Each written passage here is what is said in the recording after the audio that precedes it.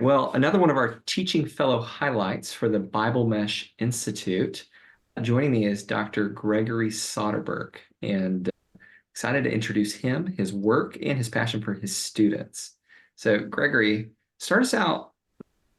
Who are you? Where do you live? What do you do? You have a lot of hats that you wear, and we'll dive into the type of work that you do shortly, but just give us a little bit about yourself and your background. Yeah, thank you. Great to be here. So I have been a teacher my whole career. Back when I was a younger guy in high school, I was set to go to Hollywood. I was involved in acting. I was taking acting lessons from an older actor who had been in some films.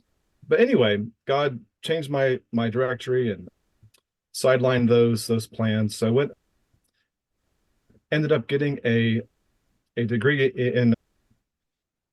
in the liberal arts, which people might wonder, what's that good for? Turns out it's good for a lot of things. And so I've discovered that really teaching is a form of acting where you have to pretend to be excited, whether it's 6 a.m. in the morning or you're tired after a long day. But that's the joy of teaching, is just finding that enthusiasm for the subject, which comes out of our love for the subject. And that is caught by the students, whether or not they ever, really buy into, humanities or history or theology. A great teacher has to love their subject. And Yeah. so, yeah. So Yeah. as a teacher my whole career, and focused on high school, but now have morphed into the online sphere in several different roles. You teach a number of different subjects for us, given your expertise across many different areas. You teach theology, Greek, Latin, church history. Am I missing anything there? Also apologetics. Yep, apologetics and worldview. So there's a lot of areas that, what would you consider to be the center of those interests? How do you link all of those together? Mhm. Yeah, so my degrees are actually in church history and also historical theology. And so I always tell my students, my motto is, we learn from the past to live wisely in the present. And so in all my teaching and all my writing, I'm trying to bring insights from the past, from great thinkers, from what has happened, so that we can learn from the past and hopefully not make the same mistakes, although Yeah. that seems part of human nature. But yeah, there's so many great stories, so much to learn. So whether it's in apologetics, for instance, there are so many similarities with our current situation and how Christians had to interact with the Roman Empire, and yeah, so many connections. Yeah. And what is language study? How does language study facilitate that? Right. So I was actually kind of moved into the Greek teaching at one point because no one else knew Greek at the school I was at. So it's good to have those skills because they're not as widespread. But I really fell in love with the New Testament world, and I just again love helping students see the context of the New Testament, and so many um, so many similarities. How do different people from different races or ethnicities, cultures, how do we work together as a church? How do we model the new life of the kingdom? And so when you get into the original languages, Greek especially, I don't know Hebrew, so I can't. But yeah, there's just so many insights. Just so It was helpful. So you did your doctoral degree at the FU, at the Vrije University of Amsterdam. Tell us a little bit about your research interests, what you studied and why you did, especially on the church, and then what you're currently working on. yes, so yeah, I ended up at the Free University of Amsterdam.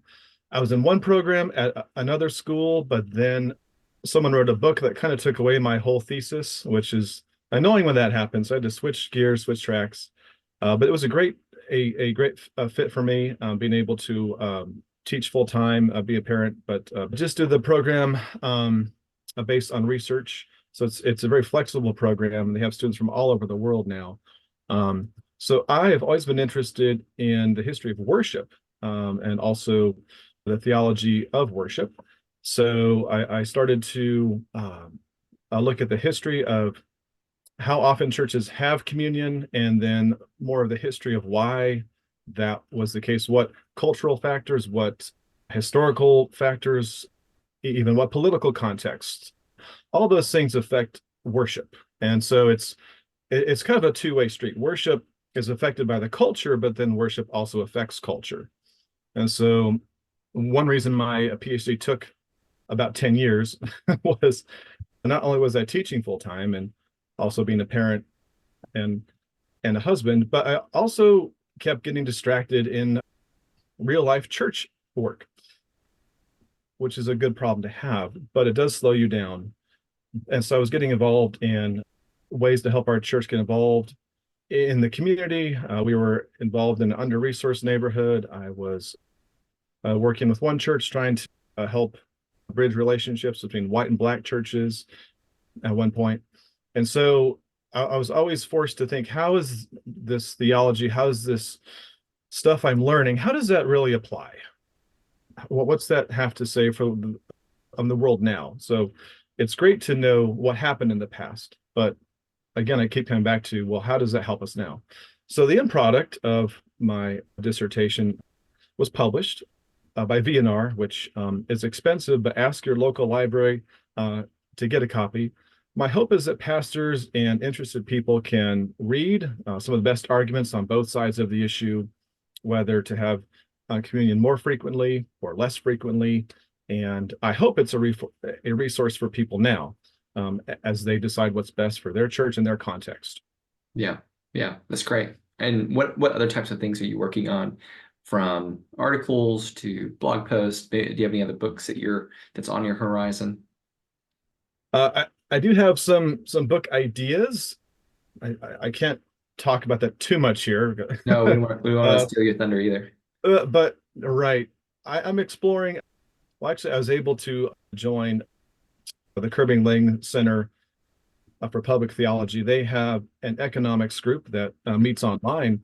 So it's a really unique gathering of world-class economists and also theologians, and we're discussing, what is theological economics? Mm-hmm. And I'm not an economist at all, but I'm very interested in issues of justice, how the church engages issues of social justice, which we need to define biblically. We have to be careful how we define those terms.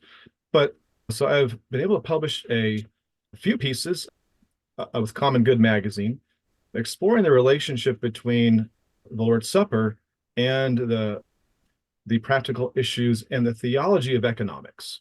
So the basic idea is that the Lord's Supper shows us the way the world's supposed to be as we all gather around the Lord's table. It gives us a rich theology of creation and his superabundance of grace. And so what implications does that have for how we think about economics and how we practice economics? So I'm working through those issues.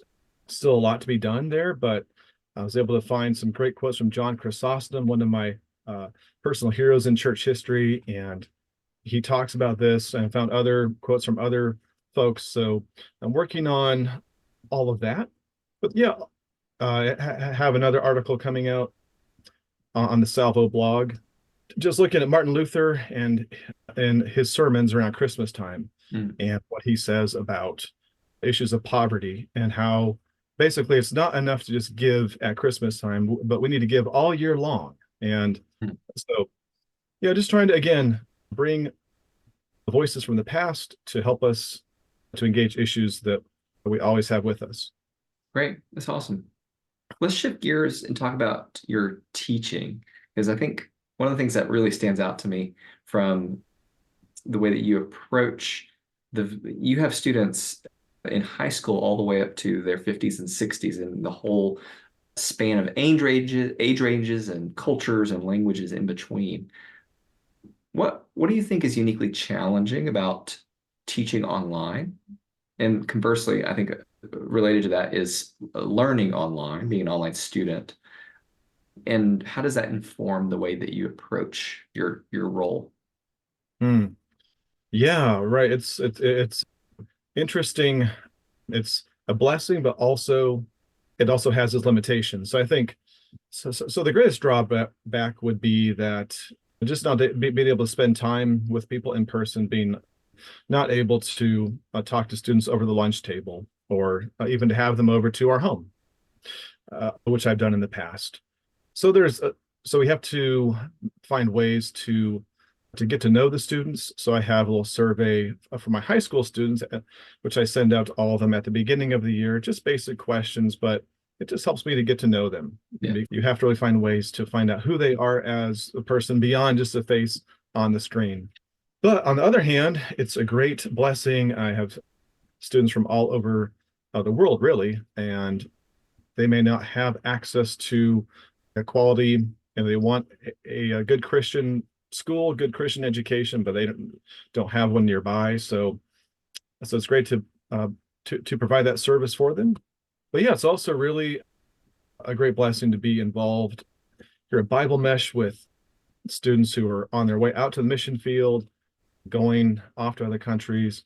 And it's great to be able to support them and just to get to know them a little bit. But I still try and pray for them even after they've gone on, and know that they're out there and they are doing good work. And it's also great to have students who have retired from their careers, but they still want to learn theology. Yeah. And it's, yeah, just such a blessing. And I end up learning from them. And Yeah. so oftentimes they're ministering to me. So, Yeah. Yeah, indeed. I love the way that online learning connects me to people that I otherwise probably wouldn't cross paths with. And mhm. also, it forces me to try to teach in a way that I have to step back and think about things from a whole different angle, even things that I currently know that I wouldn't have thought of otherwise. So yeah, you're right. I feel like I learn even more than my students are. Right. Right. And that's the great thing about teaching is it's always forcing you to keep learning. Yeah. And if you can't explain it to a high schooler or even younger, Yeah. I pastor at one point, and for all of his leaders in training, he makes them go teach Sunday school. Mhm. If you can't explain it to a kid, Yeah. So with Bible Mesh, we are all about the Great Commandment and the Great Commission in conversation with the Great Tradition that we feel called to form our students in those three greats. In your own teaching, how do you thread that needle?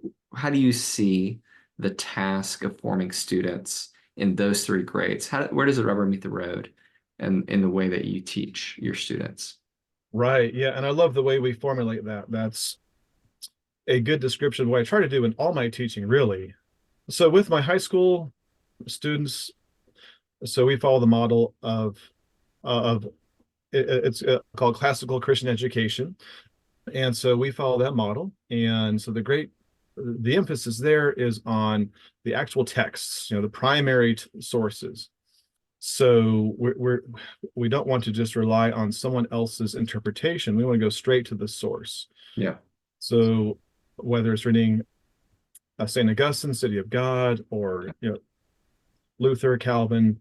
And so I think we do that here at Bible Mesh. And I think there's that perhaps always my encouragement is to, yes, learn from these smart theologians, but make sure you go and read the actual sources and make sure you spend time. Yeah, Uh, indeed, indeed, indeed. Well, we're really grateful for the work that you do, Gregory, the way that you serve our students, and the opportunity that they have to come study under you, whether it be for history, Greek and Latin, or even apologetics. So thanks for your time. sir, thank you.